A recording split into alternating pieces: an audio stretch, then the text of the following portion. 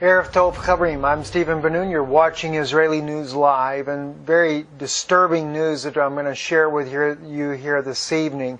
The Russian news that you're seeing right here at 3mv.ru, picture there of Defense Minister Sergei Shoigu, who is stating in this particular Russian article here that Russia is having to respond to NATO's buildup. They speak here in the article here that NATO is actually putting in permanent infrastructure for military buildup in all around Russia's western border there. Of course, that being Latvia, Estonia, Lithuania, Poland, etc., and of course around Belarus's borders as well. Russia states here in this article here that they would build up another 30,000 men on their own border as a way to deal with the buildup of NATO forces that are being put on their own borders there. But it gets a little bit more concerning here, especially as we begin to look at this video right here. And let me share with you, I'll read to you the subtitles as they come up here. And this is, again, Defense Minister Sergei Shoigu, who's going to be speaking in this particular thing. He says, "We're especially surprised by the position of the certain countries which, under the pressure of the U.S. and NATO, publicly stated that they would deny our warships access to their ports." By the way, this was something that Russia has always had access to. Spain, for example, being one of those ports there where they've always had access to, and also because Russia has been working or is trying to get Washington to work with them to fight terrorism inside of Syria. But it was obvious that that's not the U.S.'s nor NATO's agenda in Syria to begin with. He goes on to say, "This did not affect the schedule of their traffic along the planned route as they were provided." Speaking about his ships, by the way. He said, "with all the necessary resources as well as the Russian groups at the Himyim and Tartus bases. Where about 2,000 tons of cargo are delivered every day. What is more important is how our understand their contribution to the fight against international terrorism in Syria. It is time for Western colleagues to decide who they are really combating, terrorists or Russia." That, friends, was very, very concerning to me to actually see that particular report, but it only gets worse. This is one that just came out today on Ruppli. Again, pardon me just for a moment here. The Defense Minister Sergei Shoigu will be speaking in just a moment. It says these brand in 2017 on the territory of Belarus planned a joint strategic military exercises forces, Russia and Belarus West 2017. This is the main event. Joint training bodies, military administrations and troops in the coming year and ensure further improvement. Operating system software, security of the Union State. We will contact military departments on street legal and regulatory implementation. Sure that. The high level of bilateral actions and coordinated position in the main global issues and regional activities to successfully address the issues, strengthening defense capabilities of the Union States. This approach is most relevant now, when international mechanisms designed to tackle crisis situations stalled. Tensions closer to our borders. On the western borders of the Union, U.S. and other NATO members are actively to increase its offensive potential. I want you to notice that. Their offensive potential. That's NATO he's speaking about. Opening new military bases, developing infrastructure, and stop trying to impose their will on other countries by means of economic and political diktat or sanctions or dictate and military forces. It is open information war. These actions undermine strategic stability and forcing Russia to respond. Measures, defensive nature, including in the Western Strategic Direction. Chairman of all the Russian Council. Public Affairs Bombs Force Colonel. St. Nicholas. And then it kind of goes from there. Guys, it's getting very serious. And I don't know how much worse it's going to get. And I'm going to share with you here, I'm going to share with you something here that's going on inside of Russia as well. And then I'm going to turn to America. We're going to look at something that's going on in America. This, what you're seeing here on your screen, if you can tell, these are young adults here, or not even adults, just kids, 12 years old to 18 years old. So young adults and kids as young as 12 years old. Every one of these youngsters right here is holding a Russian Makarov in his hand, which is a small caliber 9mm pistol. I say small caliber, a little bit smaller than the American-made 9mm. They are practicing in what is called Russia's idea of summer camp, boxing and assembling AK-47s. It was an article that was written on the website called Weird.com. But when I was looking at this and reading this article, one thing that came to my own mind is that Russia's getting ready to fight for its life. Russia may be the largest country in the world, but it's also the richest country in the world as far as natural resources.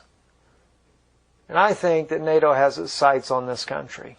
It says Russia's idea of a summer camp, boxing and assembling AK-47s. Who doesn't look back fondly in lazy days spent riding horses, playing tug-of-war, hiking through the woods, fields, hiking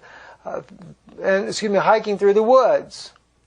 But that's how field stripping, an AK-47, and heaving dummy grenades. That's how they roll in Russia, where some 200,000 students between the ages of 11 and 19 hone their survival skills and learn a little history in free camps and after-school clubs under the patriotic education of Russian citizens in 2016, 2012, 2020 program. People in Russia keep saying this is like the Boy Scouts, says Sarah Blesner, who photographed the camps and toy soldiers. This is not the Boy Scouts, according to the article, the person that writes the article. But you know, what I look at a nation that feels like the entire world is turned against them. And I'm looking at a nation that is doing. Say that, we turn to America, and it seems that America is trying to do the exact same thing. In an article here that was reported on Reuters TV, look at what's going on here. This is a militia. It's called the Militia 3% Security Force. And what these guys are getting ready for is what they are saying what they say they fear is what is coming after this election. They're expecting unrest in America. They're expecting civil unrest no matter who is elected president. They say if Hillary's elected, they expect civil unrest. If it's Trump elected, they expect unrest.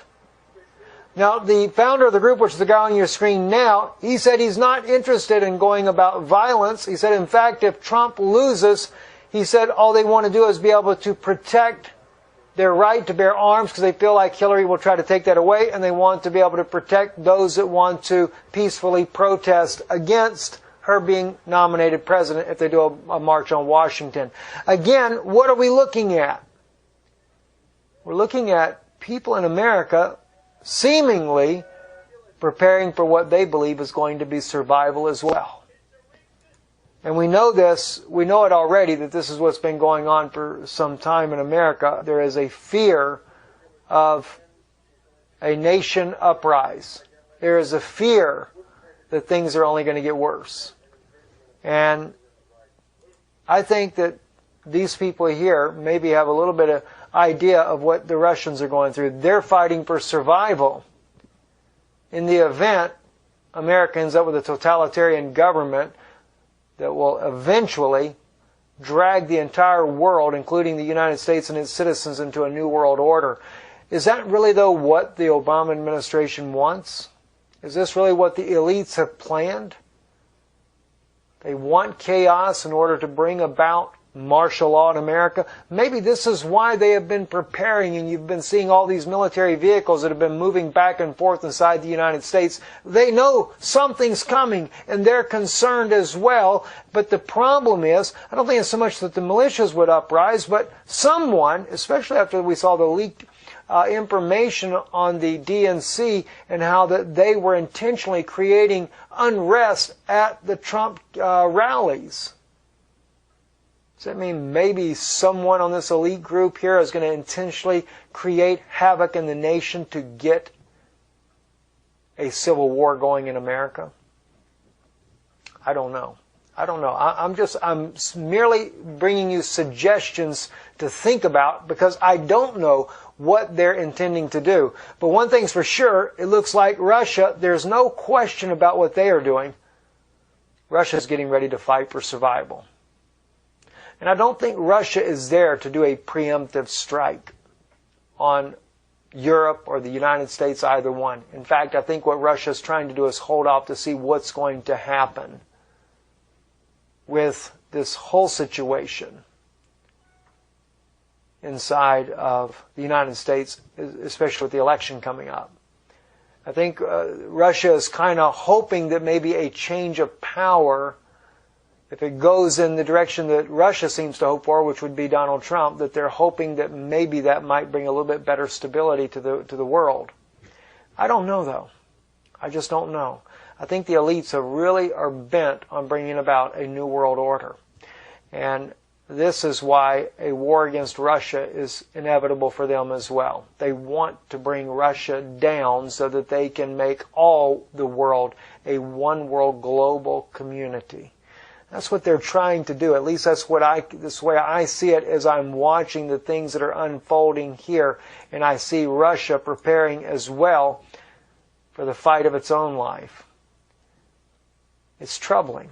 It is very troubling as we watch the days we're living in and we watch these things unfold and wonder what will happen next. And then, of course, also Russia's 8 ships are now cruising through the Mediterranean. Last I saw, they were just south of Italy. They've been doing also practices in the Mediterranean as well.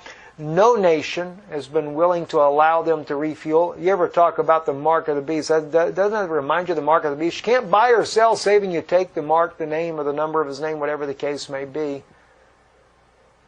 That's what sanctions are all about. We're at a wait-and-see game. You know, by the way, NATO already has. People are so worried about Russia coming down as Gog of Magog. Russia's not Gog. NATO is your Gog. There's your many different armaments. There's your Gog. And I'm going to bring that out. People have been asking me about it. I've not forgot about it. I will get it out very soon. And let me say this, though. Before Russia sent this major fleet down there, do you not realize that NATO already has 12 ships off the coast of Syria in the Mediterranean? Between Egypt and Syria, right there off their coast there, they already had 12 ships. Russia only had 4. So I think Russia just tried to level the playing field by sending 8 more of their own ships there. Now it's 12 to 12. Again, don't forget the scripture I told you about. I believe it's in the book of Daniel. Sorrow on the seas, and it cannot be silenced. Maybe that's over in Jeremiah. I forget exactly where it was at. But anyway, I'm Stephen Ben-Nun. You're watching Israeli News Live.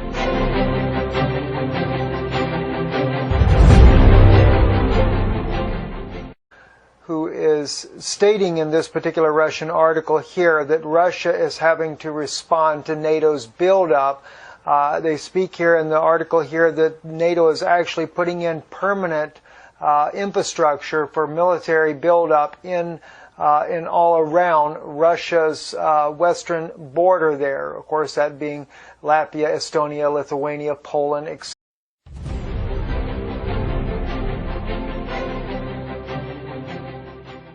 Erev Tov Chavrim, I'm Stephen Ben-Nun. You're watching Israeli News Live, and very disturbing news that I'm going to share with you here this evening. The Russian news that you're seeing right here, 3mv.ru, picture there of Defense Minister Sergei Shoigu here. And let me share with you, I'll read to you the subtitles as they come up here. And this is, again, Defense Minister Sergei Shoigu, who's going to be speaking in this particular thing. He says, "We were especially surprised by the position of the certain countries which, under the pressure of the U.S. and NATO, publicly stated that they would deny our warships access to their ports." By the way, this was something that Russia has always had access to. Spain, for example, being one of those ports there where they've always had access to, and also because Russia has been working or is trying to get Washington to work with them to fight terrorism inside of Syria. But it was obvious that that's not the U.S.'s nor NATO's agenda, etc., and of course around Belarus's borders as well. Russia states here in this article here that they would build up another 30,000 men on their own border as a way to deal with the buildup of NATO forces that are being put on their own borders there. But it gets a little bit more concerning here, especially as we begin to look at this video right